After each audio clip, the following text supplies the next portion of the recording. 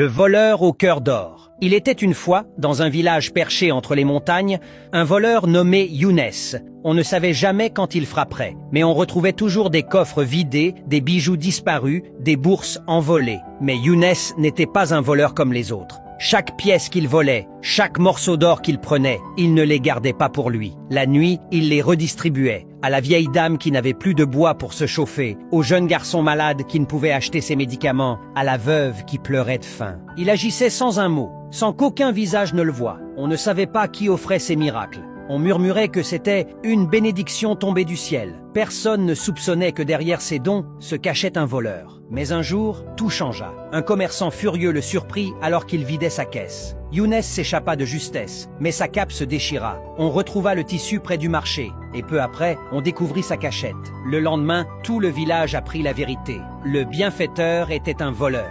Et ceux qui l'avaient aidé, ils furent les premiers à le condamner. C'est un voleur, un criminel. Il a volé les riches. Demain, il volera les pauvres. On ne veut pas de sa charité sale. Younes fut arrêté. Il ne dit rien, ni pour se défendre, ni pour se justifier. Mais alors qu'il était conduit en exil, un enfant traversa la foule en courant. C'était le garçon malade.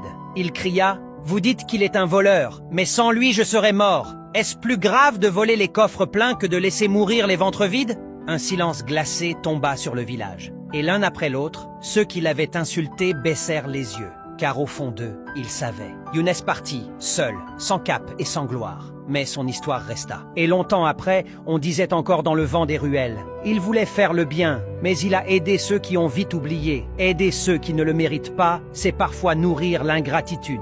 Le vrai bien se reconnaît à ceux qui savent dire merci, pas à ceux qui trahissent la main tendue.